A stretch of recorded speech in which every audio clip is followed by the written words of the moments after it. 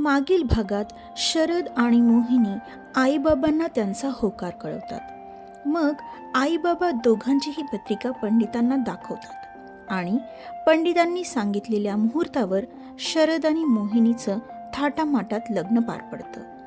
पाठवणीनंतर जेव्हा शरद आणि मोहिनी उखाणा घेऊन आत येतात तेव्हा अचानक मोहिनीला चक्कर येते आणि ती पडणार तेवढ्यात शरद तिला सांभाळतो. आता पुढे. बेशुद्ध पडलेल्या मोहिनीला पाहून शरदला घामच फुटतो. तो तिला उचलून त्यांच्या बेडरूमकडे घेऊन जातो. तिला बेडवर झोपवतो आणि तोंडावर पाणी शिंपडू लागतो. थोडा वेळ जातो पण मोहिनी शुद्धीवर येतच नाही. मग शरद घाबरून डॉक्टरांना फोन लावतो. डॉक्टर येतात, तिला तपासतात आणि शरदला सांगतात की वीकनेसमुळे ती बेशुद्ध पडलेली आहे. बाकीच्या बायकासुद्धा घाबरलेल्या असतात. डॉक्टर तिला सलाईन लावतात आणि एका नर्सला अपॉइंट करतात आणि निघून जातात. जवळजवळ 1 तासाने मोहिनीला शुद्ध येते. ती डोळे उघडताच शरद पटकन तिच्याजवळ जातो आणि तिच्यावर प्रश्नांचा भडीमार करू लागतो. काय झालं होतं तुला? सकाळपासून काही खाल्लं होतंस का? वगैरे वगैरे. मग मोहिनी शांतपणे बोलू लागते.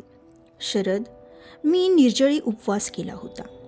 आपलं लग्न निर्विघ्नपणे पार पडावं म्हणून. माहीत नाही, पण मला आपल्या लग्नाबद्दल एक वेगळंच दडपण आलेलं होतं. असं वाटत होतं की सर्व व्यवस्थितपणे पार पडेल की नाही. पण बघ ना, देवाच्या कृपेने सर्व ठीक आहे. माझी काळजी मिटली. शरदला तर सुखद धक्काच बसला. मोहिनीने एवढा विचार केला आपल्याबद्दल. खरंच त्याला तिचं फार कौतुक वाटलं आणि अभिमानही वाटला. पण एका गोष्टीची त्याला चीड आली आणि तो म्हणाला, एवढ्या वर्षांची आपली मैत्री आहे, पण तू एका शब्दाने मला या उपवासाबद्दल सांगितलं नाहीस. तुला एकदासुद्धा वाटलं नाही का की तू मला स्पष्ट सांगावंस याबद्दल? आपल्यात तर एकही सिक्रेट्स राहत नाहीत. मग तू असं का केलंस मोहिनी? मीही उपवास केला असता ना.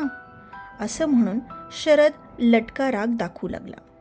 त्याचं फुगलेलं तोंड बघून मोहिनीला तो लहानपणीचा गोबऱ्या गालांचा शरद आठवला आणि तिला एकदम हसू आलं.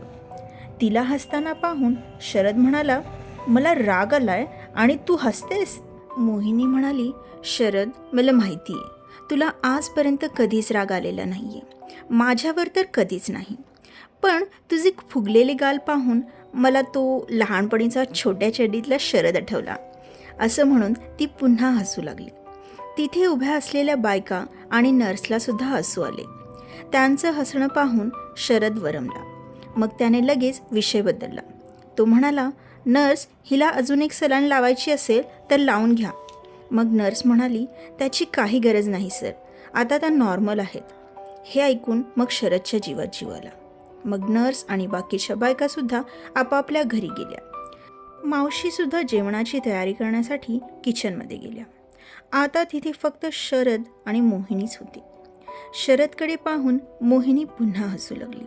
मग शरद म्हणाला, माझं ठीक आहे ग, पण तुला आठवते का, तुला एकदा सर्दी झाली होती, सारखं सारखं तुझं नाक गळत होतं. त्यावेळी ती शेंबडी मोहिनी पाहण्यासारखी होती. शेंबडं नाक सारखं सारखं वरती करत होती. तुला सगळे चिडवत होते. तुझ्यासारखंच नाक करून हसत होते. लक्षात आलं तुझ्या?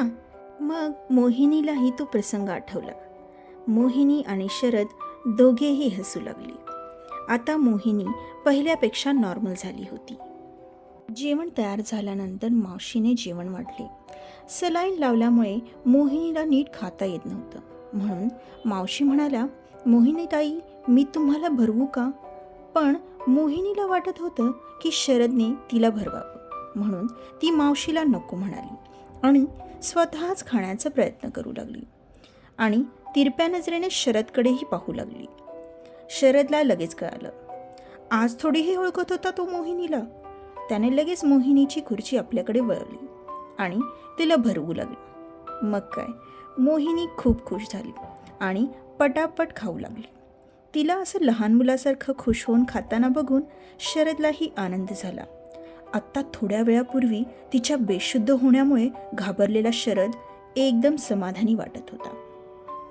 आजचा पाठ कसा वाटला नक्की कळवा. धन्यवाद.